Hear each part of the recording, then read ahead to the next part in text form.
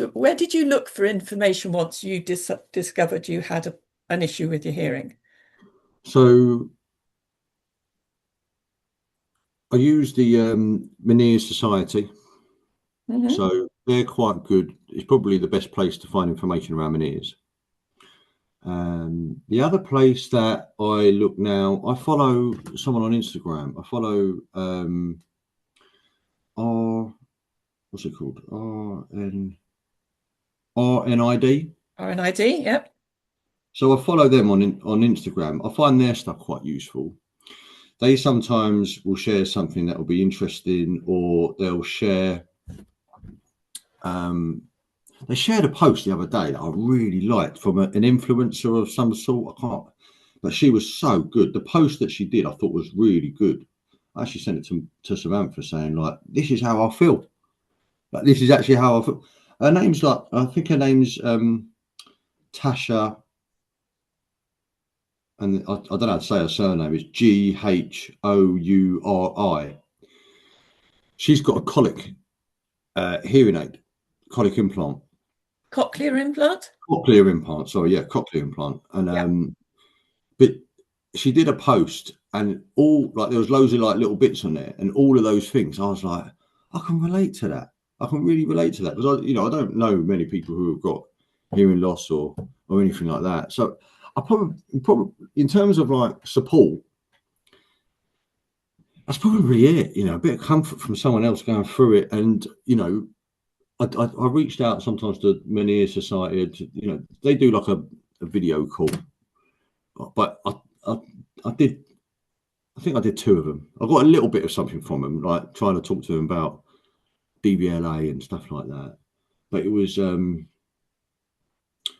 just a bit depressing, if I'm honest. It was just everyone's in a really bad place with Meniere's. I'm actually, yes, I've lost my hearing and it's terrible.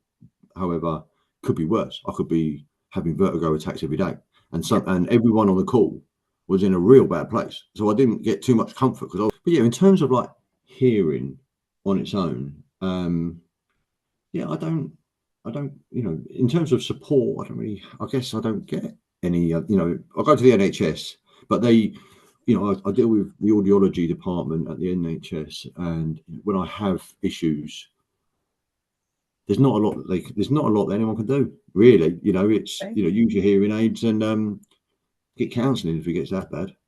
It's really the options.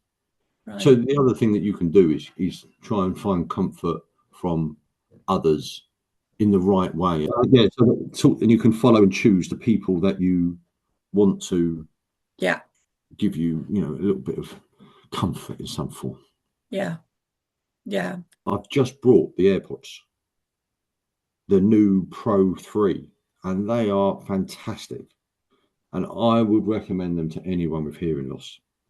And the reason why I love it is because, when you get them, you can do a hearing test on your phone.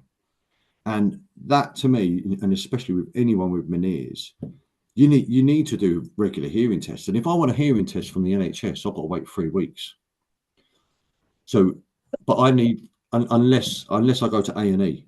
So I actually had a little bit of hearing loss 2 weeks ago. I went to A&E. I sat in A&E, had a hearing, and then started a dose of steroids, and I've just come off the steroids. Luckily, it came back. But with Meniere's, because you get such fluctuations, it's really difficult to understand when it's lost, when it's back, right, and how serious it is, and when to go to hospital. It's really difficult. So now that I've got these AirPods, right, you can put them in, you can do a hearing test in 5 minutes. It's fantastic. And what you do now in this, you can use the health app on the iPhone. Yeah. It's so good. You can then, that's my last hearing test. Okay.